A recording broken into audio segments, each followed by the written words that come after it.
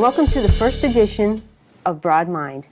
I'm your host, T.L. Rotkiewicz, and our first guest, I'm proud to announce, is Rick Rossing, a brand new author to the business of writing. And hello, Rick. Well, hi. Thanks for having me on here. This is great excitement for me to do something like this. Very good. What are your well, I like to call them book babies because they're new and everything. Oh, yeah. And, you know, you go through the process of the labor and everything in writing.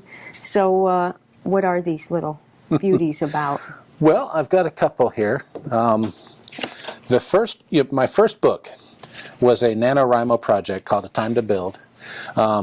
It's about 60,000 words long. Took me a month to write, 2 years to edit. Wow. And I fell in love with the story. And I enjoyed writing so much that I had to keep going. And I ended up with a sequel to it. Yeah, this one's about twice as thick, and the story's still not done. There are about 2 or 3 more stories in my head in various in various stages of completion. And I've also written a few short stories that have appeared in anthologies. This one is one. It's called The Ship's Log. I'm in this one along with a bunch of friends of mine. We've all gotten together. We're all writer geek people, and you know what writer geeks do. Yeah. So they published 2 anthologies. This one is the sci-fi edition, which is where I'm appearing, and then they've also got a fantasy edition called The Scribe's Journal. And to tell you the truth, the better stories are in the fantasy novel. But this year is my 3rd NaNoWriMo, which stands for National Novel Writing Month. The challenge is to write 50,000 words in 30 days. I'm just getting off my 3rd victory. I managed to write 50,000 words. Wow. The story is called A Dragon Problem, and it's the first time that I've actually delved into fantasy instead of sci-fi. And I really love the way the story came out. I ended up crying 3 or 4 times while writing it. Oh, I know that feeling. And everybody that's read excerpts have said that it's pretty cool. So I'm looking forward to hopefully publishing that in the coming year and see what we get. Wow. The very first question I have to ask is, how old were you when you started writing? 40-something. Really? Yeah. You didn't start out as a kid? Well, I started writing seriously when I was, I guess 42, 43. But Oh my. yeah, I used to write in school because I had to. And the thing about it is that if you have to, you don't want to. Right. And so I wrote stories. They were okay. I got pretty good grades on them. But I didn't want anybody telling me what I had to do. I still don't like people telling me what I have to do. You tell me to do something, I'll do the opposite. Yeah. And so, but I knew people who had gotten into this NaNoWriMo thing. And they were talking about how much fun it is to write 50,000 words in 30 days.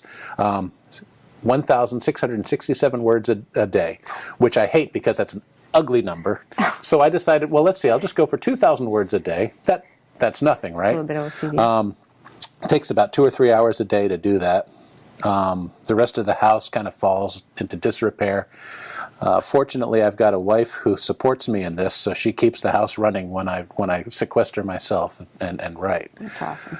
And so I've been writing for about, I've been writing professionally now, and I get to call myself professional because I've actually sold stories.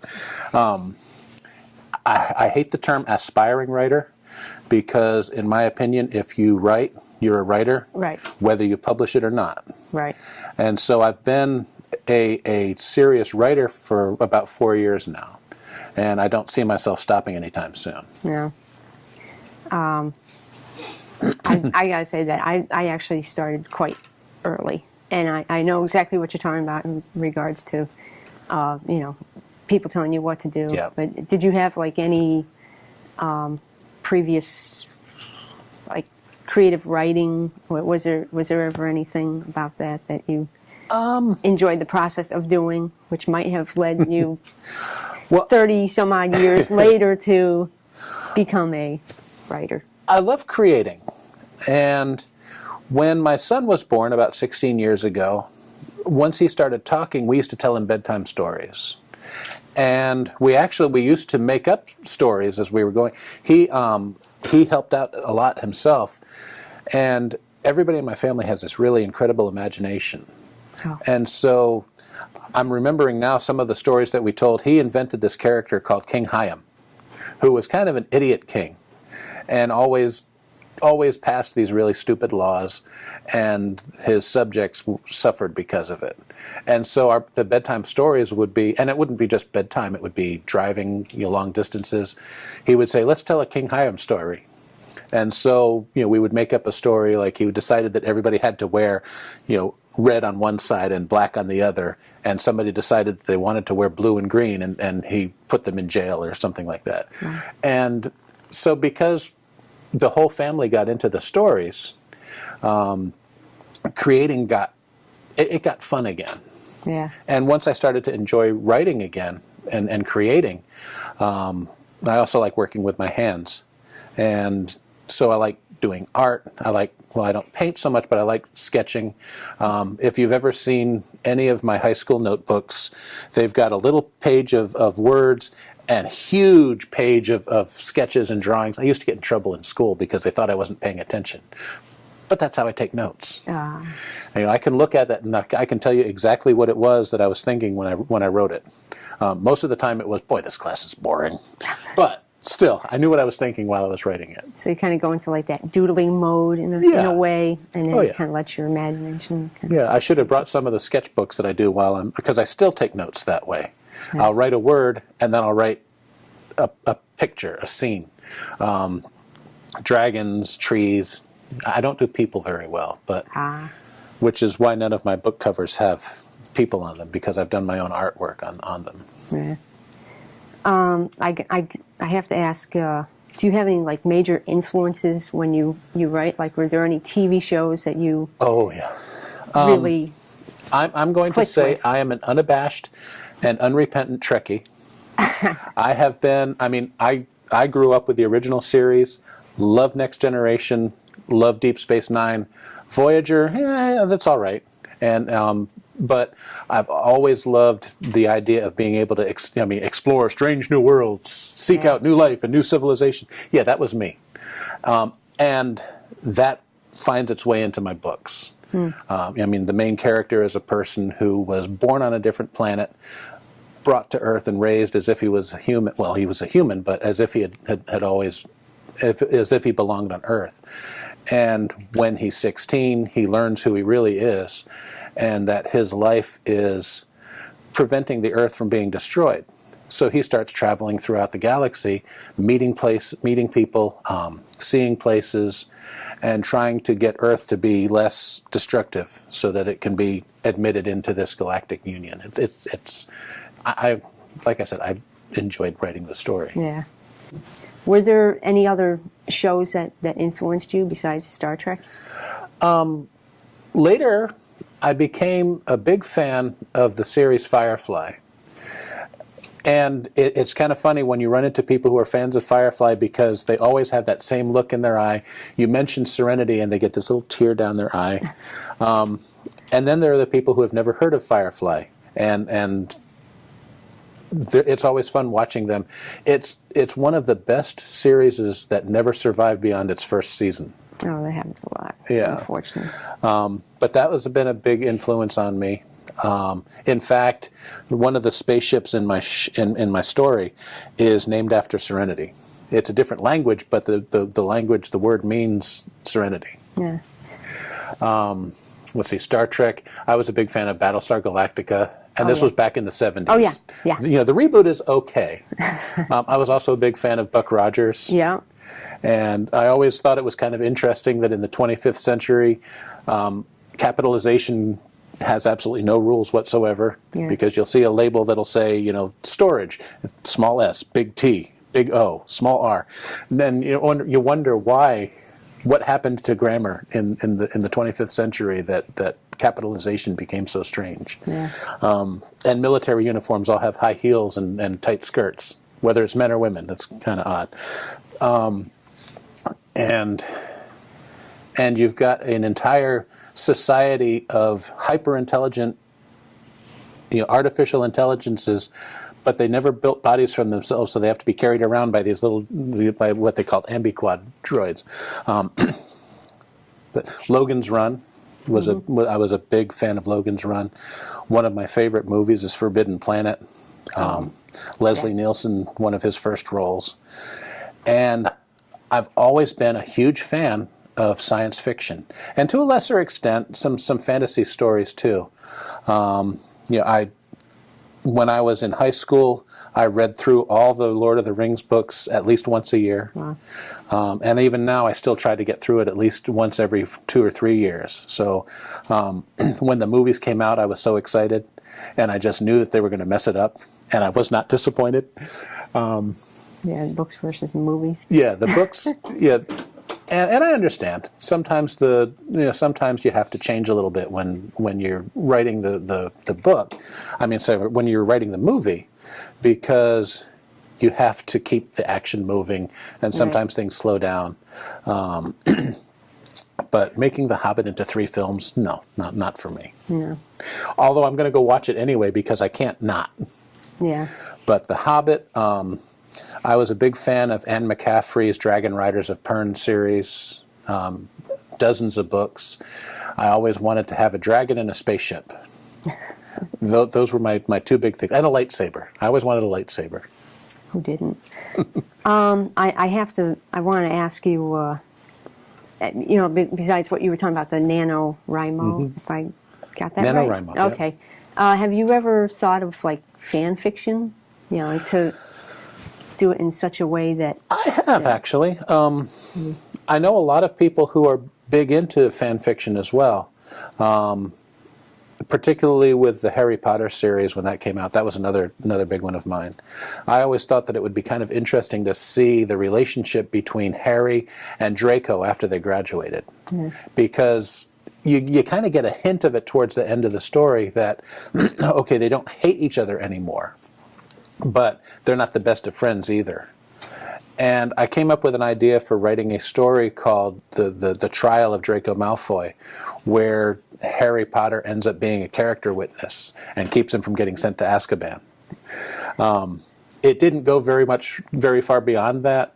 A lot of the fan fiction that I've seen is a little scary. There are a lot of fan fiction erotica stories. Yes, where there are. People pair up just about anybody. I'm pretty sure there's probably there's probably a Han and Chewie out there somewhere, and if there's not, there will be soon. That's what I think they call it, Rule 34. That if it exists, then there's a porn of it somewhere.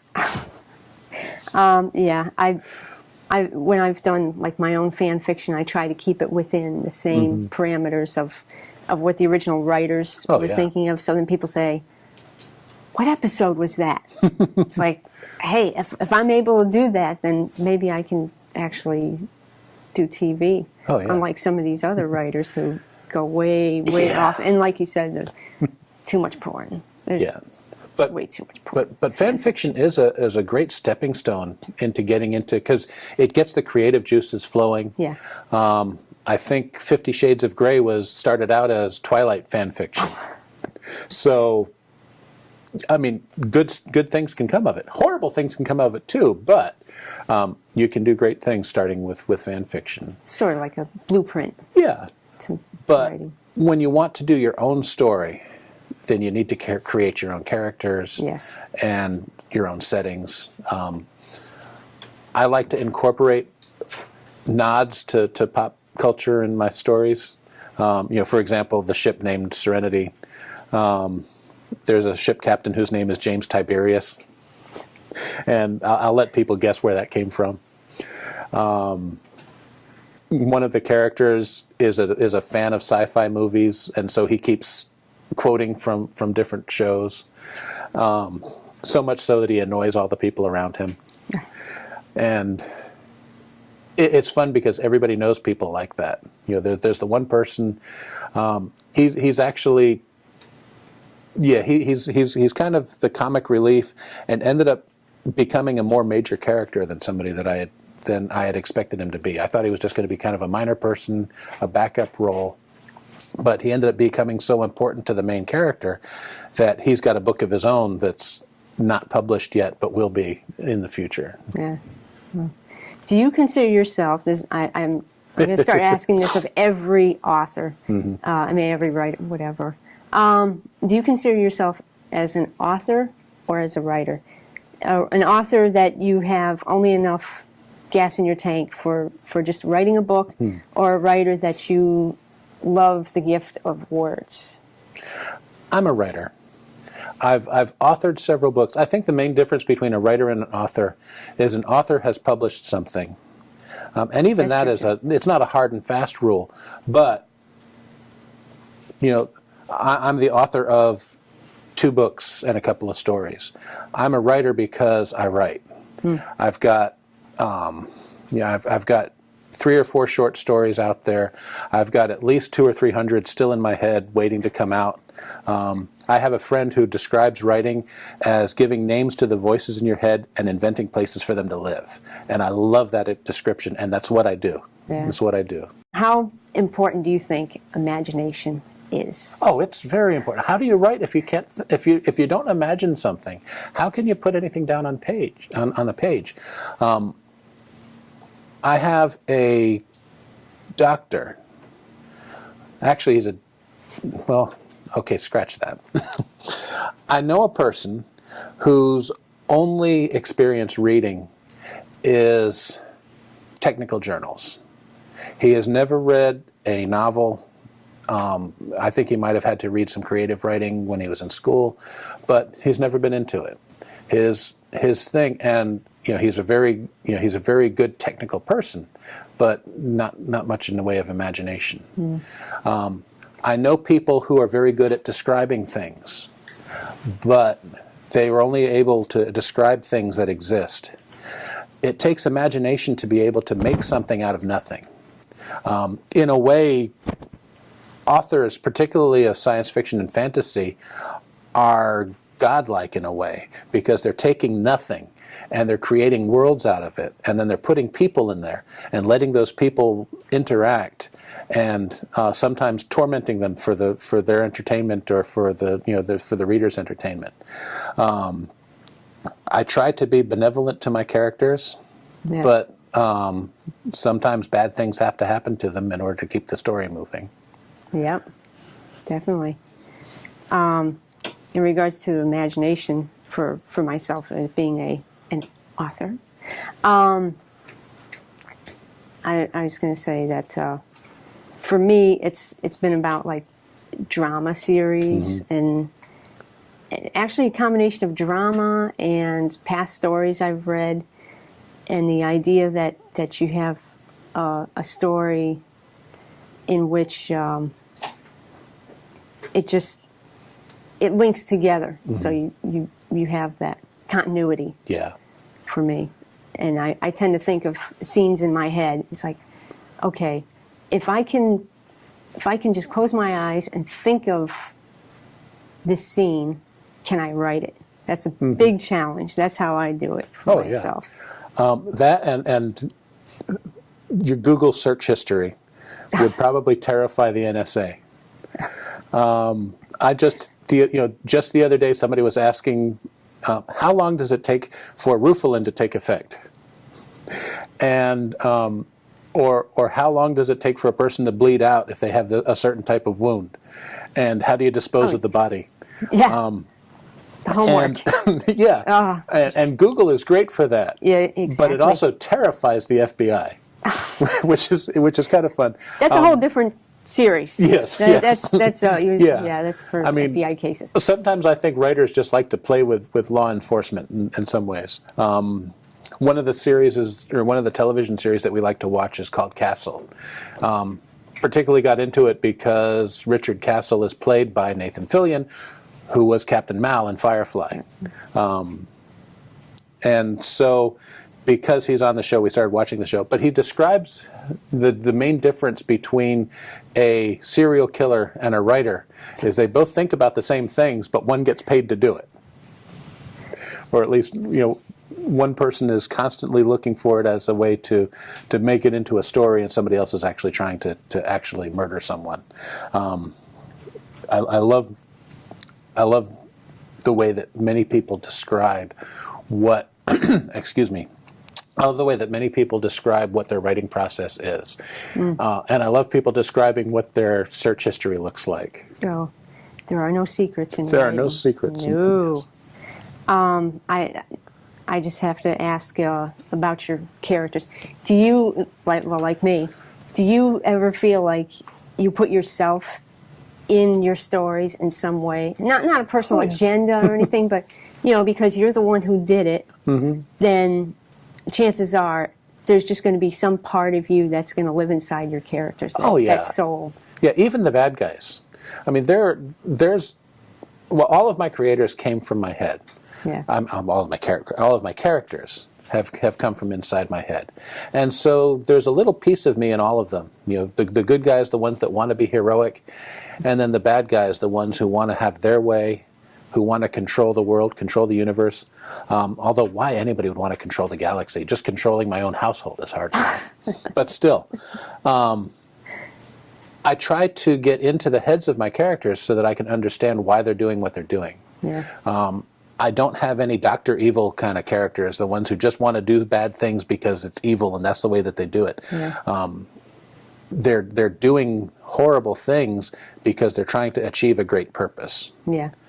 And it's just that the way that they're going about it is hurting more people than it's helping. Yeah. And that's okay with the bad guy, because the bad guy is more concerned with those particular people that he is more interested in. And deciding that one group of people is more important than another. But yeah, are my characters... Yeah, I put myself into my characters. Yeah. And I put people that I know into my characters. That happens. Sure. And knowing the relationships that the characters have, it does kind of enhance the way that I interact with people. And I also, every time I meet somebody, I try to figure out, okay, how long would they survive in my book, and how gloriously will they die, or something like that. There is kind of a saying, be nice to writers or they'll put you in their book and kill you. Exactly. And yeah. I've never punitively destroyed a person in a book, but I have, I have enjoyed killing off characters that reminded me of certain people that have annoyed me. No. I want to ask you about your characters and everything also, but how do you get locked into emotion? I mean, do you gauge yourself to say, well, this has made me feel a certain way, so I think maybe the reader might feel that way too? Like, do you use yourself as a barometer? Pretty much. And also my wife. When I was writing the second book, my goal was, if I could make her cry at least once a day by reading something that I had written, that I had succeeded. And there is a particular death scene in the second book, a character that both of us had grown to love. We really liked this character. And there's an attack, and she dies. But it's not just that she dies. She's hit by something that's going to destroy the ship if she comes back, and she knows it. Yeah. And so instead of endangering everybody, the people that she loves, she decides to really do a kamikaze attack on the other ship. She ends up winning the battle but dying in the process. And how everybody, I mean, I feel myself tearing up just describing it, because I really love this woman. And the way that she died heroically, it kind of motivates everybody else. Yeah. And it had a profound effect not only on the rest of the story, but on everybody who has read the story. Yeah. So it's been, it really did. I actually have a character that I did the same thing too. I'm not going to reveal which which story, because I have two of them, but I know exactly what you're talking about, and there's definitely emotional points. But the thing is, I know you love your character so much, but you have to kill them off in order for the story to continue. You can't stay just focused on what you want as opposed to what the story needs. Oh yeah, that is one of the hardest things for me to balance. Yeah. Is I know how I want the story to end, and I want everybody to be happy, but that's not real. Yeah. I have to make this. I mean, even though it's a sci-fi, it's a fantasy story, bad things happen. Yes. And the characters are going to lose. You know, some of the characters are going to lose loved ones. They're going to lose everything that they worked for. They might even lose their own lives. Yeah. And it has to happen. Yeah. But life goes on, and so does the story. Yeah. I know that feeling. Because as soon as one character is gone, then it's like you have to start over, or show like the emotions of what other people are going through. Maybe not necessarily you, as the author, but the other characters, for it to continue. But not every story is going to end with a happy ending. You know, that's doesn't always happen. And some people are like, I didn't expect that to happen. I didn't see that coming. Like, yeah, if I can make readers mad at me, then I feel like I've done my job. Kind of like George R. R. Martin. You've managed to create an emotion for them that's almost similar to like watching TV or watching a sports show or soap opera. You're like you're screaming at the screen saying, "Don't do it! Don't do it! Don't have the past! Don't kiss that girl or whatever. She's poison." Different things. So it's pretty much shows there's a lot to it. Do you ever feel like you need to write for the audience? Like, I call it the paper doll effect. No, I don't, actually. I write the story that I want to read. Yeah. Because ultimately I'm the one that I'm writing for. Right. If I find somebody who loves the same things that I love and takes that story and says this is the best thing I've ever written, then I'm glad. I love to have that happen. But I'm not going to write a story that I don't want to read. Right. And sorry if that seems selfish, but that's what we all do. We write the stories that we want to read. I'd rather have a story that I really feel proud of and nobody else likes than have a story, well, okay, maybe not, but have a story that sells millions of copies and can't stand it. Yeah. Because then I'll find myself locked into that kind of story and I'll never be able to write what I want to again. Well, some people like to have their stories so vague that their characters kind of suffer and rather plain, where you don't have much personality to them, or you're taking away like their traits and everything. It's just, you know, they're putting themselves in that place, almost like a fan fiction instead of the story and living through them. That's why I had to ask that, because some people they're picky in that regard. Moving on from that, I have to ask if you feel that fiction is treated differently than nonfiction writers. I think it is. I mean, for one thing, nonfiction, all of the facts in the story are verifiable. Right. You can corroborate them somewhere else. With a fictional story, you have to keep track of things. You know, it's kind of like the person who tells one lie has to tell 10 lies in order to keep it up, or in order to back them up.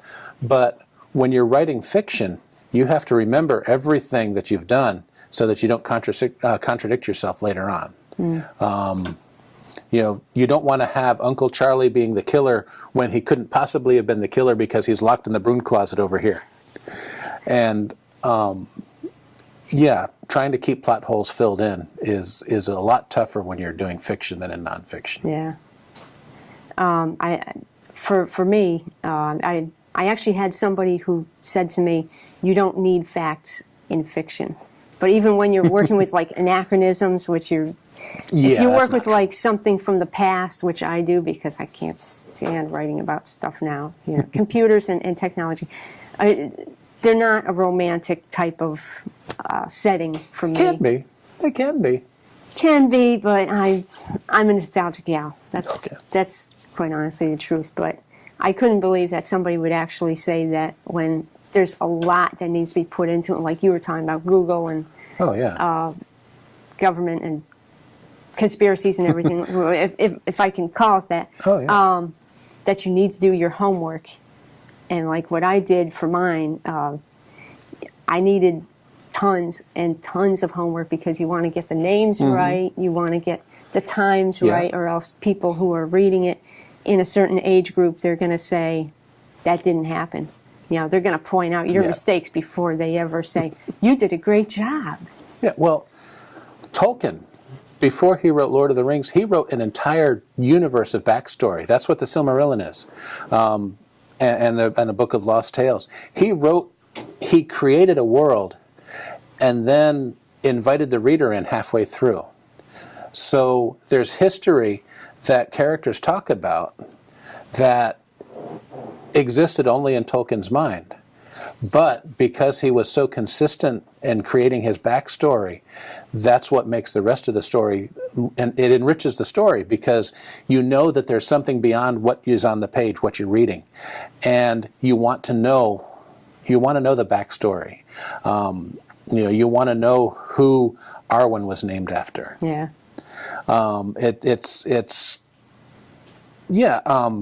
I ended up doing the same thing. One of the characters in the story survived the Holocaust. And so I had to go back and write a backstory about how she was rescued from the train that was taking her to the prison camp, and fell in love with this alien pilot who rescues her. And that becomes part of the history of the story. And if you don't do the homework, then you end up with a two-dimensional story. Yeah. Something that doesn't, something that won't gel with the readers because you haven't put any thought into it. Yeah. With like nonfiction, they can just like go back in their mind and recall a certain piece of their life, as opposed to fiction where you have to come up with your characters, your emotions, and you have to come up with a whole entire setting that has never been done. You're coming up with a different world. Yeah. That sometimes, like I was saying about the anachronisms and time, time that you weren't even born in yet, or even way forward. But I have one more question because we're running out of time. Okay. And that is, what do your stories strive for? Ooh. Like in one, if you could describe in one word, what's the main goal? Like for mine, I say redemption. I think my stories strive for relationship. You've got characters who, particularly, my main character in A Time to Build, he's a person who's grown up not really belonging in the place that he lives. And so he spends spends his life trying to figure out who he is. And so trying to discover who he is, he ends up meeting loving people, and the relationships that he builds while he's doing this self-journey really are what make him who he ends up being. He I don't know if this is too much of a spoiler, but he succeeds in bringing Earth into this galactic community. In the process, he starts a war. Well, he doesn't start a war, but a war starts because of what he's doing. And he spends his entire life trying to promote peace in this world that's falling apart. And I think, but the main goal, the one word that I would use is relationship, because nobody is an island. Everybody interacts with everybody else. And that's where wars come from. That's what causes famine. It's people, it's the relationship being broken. So if you have a strong relationship, then you have a strong story. Yeah. For that matter, if you have a weak relationship, you can have a strong story because you're trying to make that relationship work. Yeah, definitely. We're going to wrap up the show because we're running out of time. But is there anywhere that you can get your particular books? Oh, yeah. I'm on Amazon. My first book is called A Time to Build. The name of the series is the Umia Bakaran, which is the alien language that means peace child, and that's what Wayne is. This is available on Amazon. A Time to Mourn is book 2 of the same series. It just continues the same, it continues the action from the first story. They're both on Amazon. There will be eventually 3 or 4 more books after that. I also have a short story that appears in an anthology called The Ship's Log. It's put out by a group of folks that I've met on Facebook. We call our group the Dragon's Rocket Ship. You can find us if you're a fan of science fiction or fantasy. Hey, Ship's Log, my story is in there, and there are a lot of other great stories in the Scribe's Journal. I'm not in there, but that's probably a better reason to buy the book than to not. I also have stories I've got stories appearing in other anthologies. I'm writing for an e-magazine that's called Far Horizons. I'm also writing, I also have a story in an anthology called Winter Wishes. And the proceeds from that book are going to be donated to the Make-A-Wish Foundation, which is why I was proud to be a part of that one. I really want to thank you, Rick, for it was fun to be for taking your time and being on our very first show. You're our first guinea pig. Oh yeah, well I grew up in Windsor, so I really was happy to be a part of this. Honored to have you. Well, we've run out of time, and I thank you for tuning in to the very first edition of Broad Mind. I'm your host, T.L. Rotkiewicz, and until then.